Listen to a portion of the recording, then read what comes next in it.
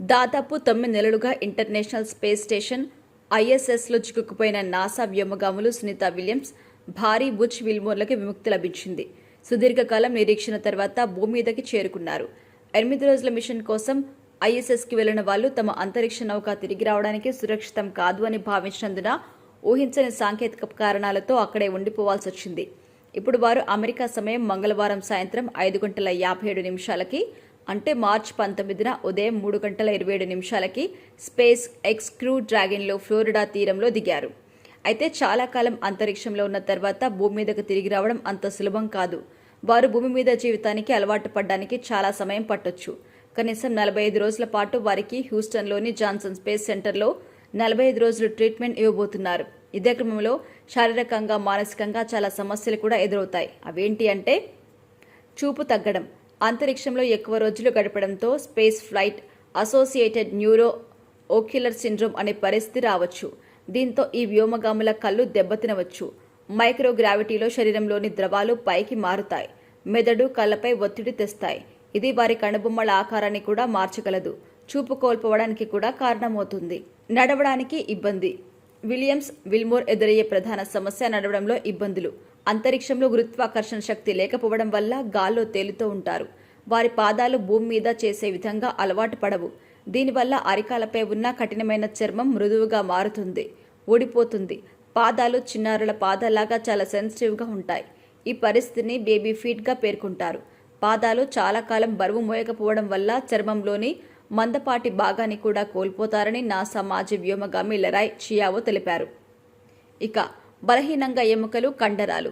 దాంతోపాటు వారి కండరాలు, ఎముకలు బలహీనంగా ఉంటాయి.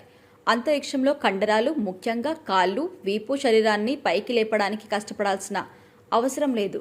కాబట్టి అవి కుంచుకుపోతాయి. ఎముకలు కూడా బలాన్ని కోల్పోతాయి. ప్రతి నెల వాటి ద్రవ్యరాశిలో 1% కోల్పోతాయి. ఇక 9 నెలల పాటు విలియమ్స్, విల్మోర్ వారి ఎముక ద్రవ్యరాశిలో దాదాపు 9% కోల్పోయి ఉండొచ్చు. దీనివల్ల వారి ఎముకలు సులువుగా విరిగిపోయే అవకాశం ఉంది. మొదట నిలబడడానికి లేదా నడవడానికి కూడా ఇబ్బంది పడతారు. ఇక మాట్లాడడంలో కూడా ఇబ్బందులు. మరో వింత ప్రభావం ఏంటి అంటే వారి నాలుక వింతగా అనిపించవచ్చు. అంతరిక్షంలో నాలుక గురుత్వాకర్షణ శక్తిని అనుభవించదు, కాబట్టి అది బరువే లేనిదిగా అనిపిస్తోంది. కెనడియన్ వ్యోమగామి క్రిస్ హార్డ్ఫీల్డ్ దీని గురించి మాట్లాడారు. తన పెదవులు, నాలుక చాలా బరువుగా అనిపించాయని, అందుకే భూమి మీదకి వచ్చిన తర్వాత ఎలా మాట్లాడాలో మళ్ళీ నేర్చుకోవాల్సి వచ్చిందని కూడా చెప్పారు. విలియమ్స్, విల్మోర్లు కూడా ఆహారాన్ని రుచి చూడడంలో ఇబ్బందులు ఎదుర్కొంటారు. ఇక మరొక సమస్య గుండె.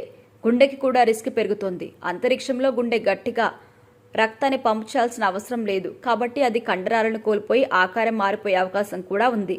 ఓవెల్ షేప్ నుంచి మరింత గుండ్రని బంతిలా కూడా మారొచ్చు. చాలా మంది వ్యోమగాములు తిరిగి వచ్చిన తర్వాత లేచినప్పుడు తల తిరుగుతున్నట్టుగా లేదా మూర్ఛపోతున్నట్టుగా అనిపిస్తుంది. ఈ పరిస్థితిని ఆర్థోస్టాటిక్ హైపోటెన్షన్ అని కూడా పిలుస్తారు. ఇలాంటప్పుడు రక్తపోటు అకస్మాత్తుగా పడిపోతుంది. వారి హృదయాలు మళ్లీ గురుత్వాకర్షణకి అలవాటు పడడానికి కూడా చాలా సమయం పడుతుంది. ఇక మరొక సమస్య మానసికంగా సవాళ్లు.